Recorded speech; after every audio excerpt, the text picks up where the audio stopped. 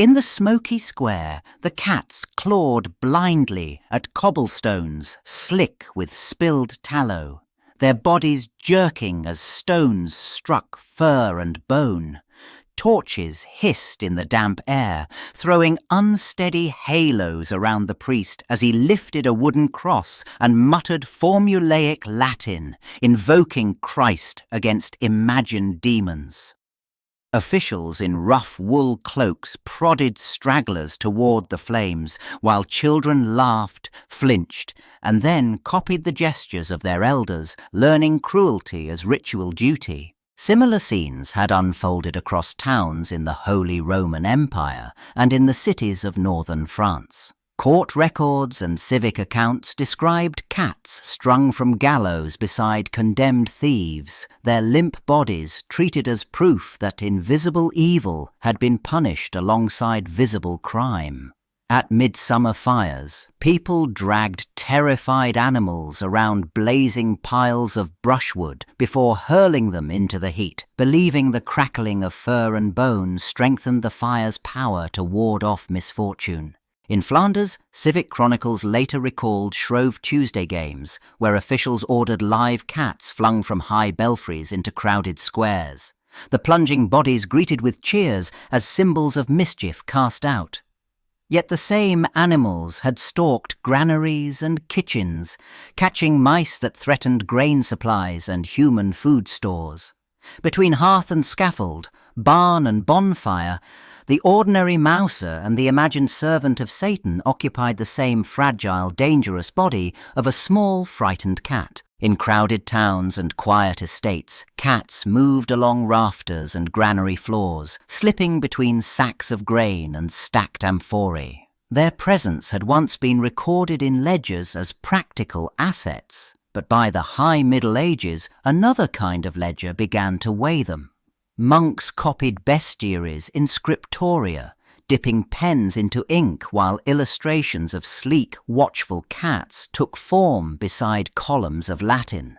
Each image highlighted a crouched posture, curved claws and gleaming eyes fixed on unsuspecting prey. Authors described these hunters as greedy for mice, unwilling to share, hiding in shadows to seize what they desired.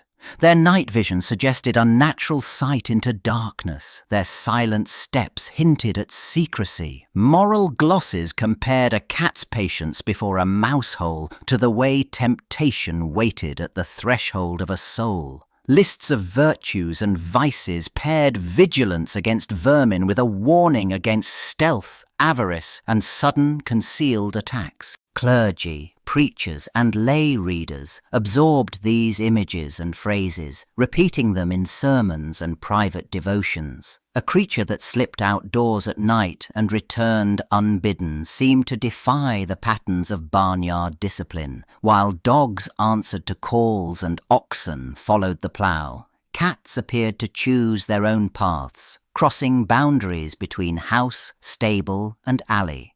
This independence, once tolerated as the habit of an efficient mouser, now carried unsettling spiritual overtones.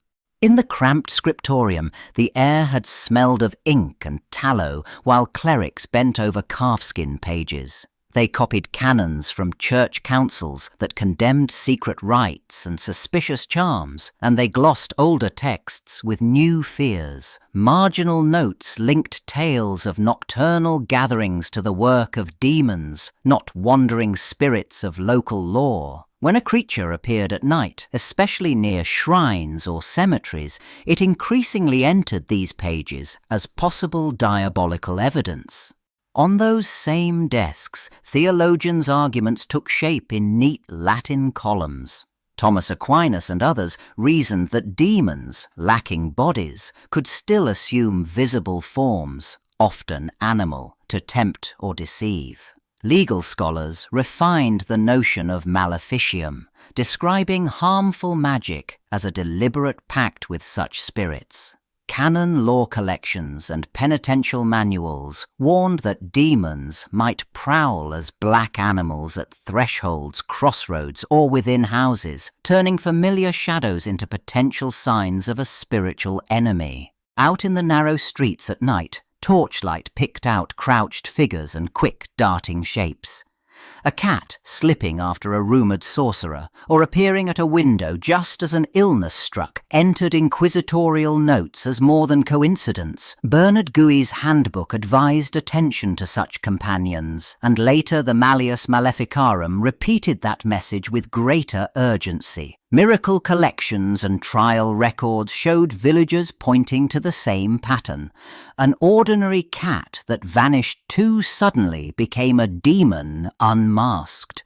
In a smoky hall lit by tallow candles, a notary recorded the words of frightened men in white mantles.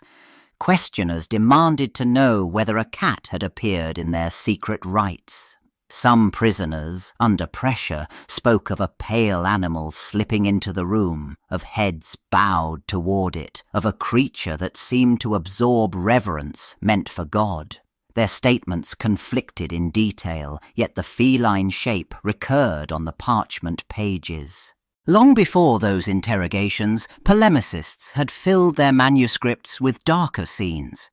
In stories about Cathars or Waldensians, they described night gatherings in remote barns, lamps dimmed, a black animal waiting at the centre. The creature sat with its hindquarters raised, demanding a kiss beneath the tail. Writers lingered on the posture, the fur, the smell of the place, crafting an image that turned a common animal into a living emblem of blasphemy.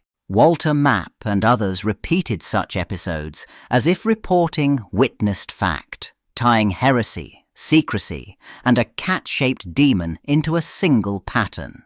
Over time, inquisitors and preachers reached for the same motif when describing forbidden assemblies. A cat in a doorway, a cat by the hearth at a late meeting, now hinted at an invisible pact. Familiar gestures of feeding or stroking an animal began to look, under suspicious eyes, like gestures of devotion to the devil. In cramped timber cottages, the ordinary rhythm of domestic work had mingled with unease. A woman at her spinning wheel watched the doorway while her cat circled the hearth, its presence no longer taken for granted as simple pest control. Priests had warned that the devil slipped into homes through the smallest cracks, and stories of animal-shaped spirits moved from whispered rumour to formal accusation. The quiet companionship between woman and cat now carried a dangerous ambiguity. When suspicion hardened into charges, daily habits were recast as sinister rites. A cat at the foot of a widow's bed, once a comfort against cold nights, was described in court as an unholy partner. Scratch marks on a hand became wounds where the animal supposedly drank blood. A soft meow near the door was repeated in testimony as a shrill, intelligible voice. In small kitchens and by smoky hearths, every touch and glance gained a new, threatening interpretation. Court clerks in England and Scotland recorded long lists of such details, preserving the language of fear. Women who lived without husbands or who offered herbal remedies appeared frequently in these records, their skill with animals treated as further proof of hidden powers. Cats that hunted mice in the grain bin were said to obey whispered commands or to vanish inexplicably at dawn. By the time these stories reached the judge's bench, ordinary domestic scenes had been transformed into evidence of demonic familiarity. In the narrow streets of Ypres, Metz, and Paris, festival days filled squares with smoke, music, and the smell of pitch. Municipal clerks recorded the expenses for wood, iron cages, and sacks, listing cats among the items supplied for spectacle. On St. John's Eve, men hauled bundles toward bonfires while crowds pressed closer. A sack twitched and shrieked as it swung over the flames, its movement folded into the cheers and the crackle of burning brushwood. In Ypres, the belfry of the cloth hall rose above the market, its height turning cruelty into pageant. Officials carried baskets of cats up the winding stair, watched by apprentices who whispered about bad omens and spoiled cloth. Bells rang out as animals were flung into the air, their fall described in civic accounts as a charm against misfortune.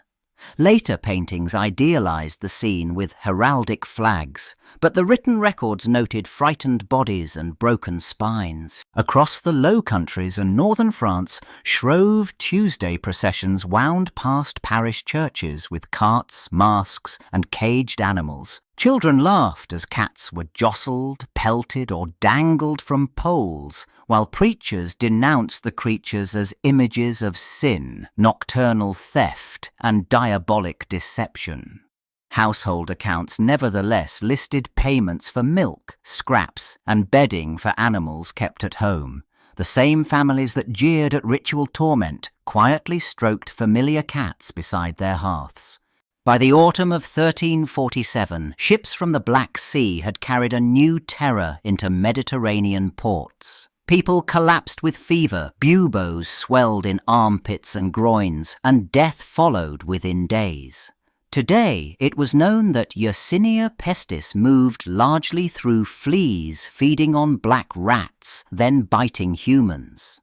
In crowded harbours and grain stores, rats nested in rafters and bilges, their fleas thriving in straw, clothing, and animal bedding that lined urban life. In Italian and French towns, chroniclers described processions snaking through streets, bare feet on cobbles, candles guttering in thick air as bells tolled without pause. In England, clerks noted parishes stripped of clergy and fields left untilled.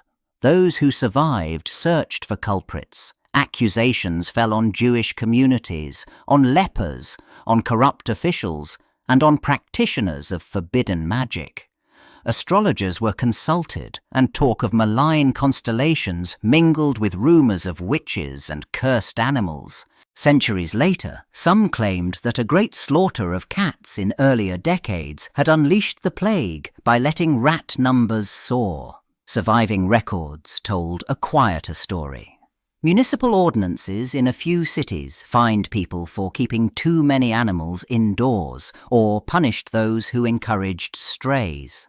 Household inventories in some regions listed dogs, but rarely cats, hinting at low status rather than universal hatred. In certain towns, sermons and civic notes suggested suspicion of cats, yet no continent-wide campaign emerged from the evidence. Across courtrooms and pulpit sermons, learned demonologists laid out elaborate theories that bound cats to the machinery of witchcraft. The Malleus Maleficarum catalogued animals as potential vessels for demons and suggested that spirits favoured familiar household creatures. Jean Baudin expanded these claims, arguing that witches relied on animal forms to serve the devil's designs.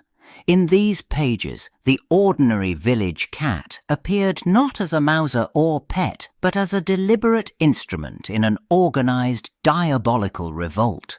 In legal records from France, the German lands, and Scotland, accusations described bodies that shifted from human to feline and back again.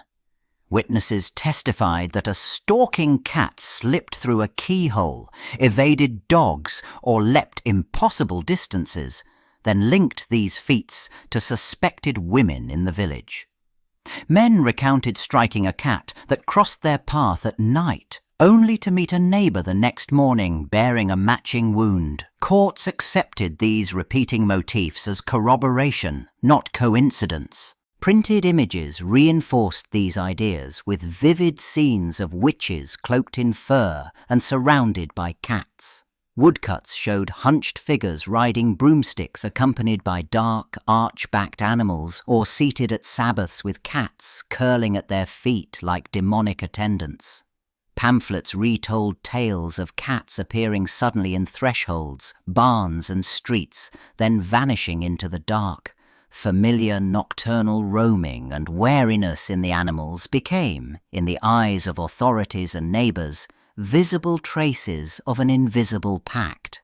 By the early 17th century, doubts ran through the once solid convictions about diabolical beasts. In German territories, Friedrich Spee read the protocols of witch trials and heard the whispers of terror in cramped prison cells. He saw cats and other animals named in confessions dragged from the accused by torture. In his Cortio Criminalis, he condemned these methods as engines of falsehood, and his arguments exposed how fragile the stories about demonic familiars truly were. Around the same time, physicians and natural philosophers bent over dissecting tables and watched living animals with new attention. They weighed and measured, traced muscles and nerves, and recorded breeding habits. The cat appeared in their pages as hunter, mouser, and companion, not as an emblem of moral vice. Old bestiaries, heavy with allegory, lay unused, while zoological compendia multiplied, filled with precise sketches, anatomical plates, and observations taken from barns, streets, and households. In the growing cities of Amsterdam, London, and Paris, cats padded across polished floors and curled on window ledges. Painters of the Dutch Golden Age placed them beside cradles, spinning wheels, and tiled hearths. In quiet interiors by artists such as Pieter de Hooch, a cat waited in a shaft of daylight while merchants, servants, and children went about their routines. Courts, increasingly wary of spectral or animal testimony, allowed witchcraft prosecutions to dwindle, even as small omens and folk superstitions clung stubbornly to the figure of the black cat. In the same narrow streets where crowds once chased and stoned animals, later voices laughed at the old fear. 18th century pamphlets described the demonic cat as a superstition fit only for the credulous, and Enlightenment commentators used it as an example of theology run wild. Yet parish archives, trial records, and sermons still lay in cupboards and chanceries, preserving inked accusations that had once turned a neighbour's pet into a legal problem and a spiritual threat. By the 19th century, collectors of folk tales sat at kitchen tables and inn benches, noting stories that older villagers still told about women and their uncanny cats. Romantic writers dwelt on moonlit roofs, chimneys, and black silhouettes slipping over tiles, but they wrapped these images in nostalgia or Gothic charm rather than demands for punishment. In picture books and cheap prints, the witch's cat perched on broomsticks and window ledges, mischievous and theatrical instead of dangerous. On the square in Ypres, where cats had once been thrown from the belfry, brightly coloured toy animals now fell onto cushions, greeted by music instead of curses. Costumed participants marched with stuffed felines and painted masks, turning an old spectacle of cruelty into a conscious reminder of past beliefs. Scholars reread penitential manuals, legal codes, plague chronicles, and festival accounts, tracing how fears of heresy, disease, and unruly women had fused to make a household cat seem like an agent of hell.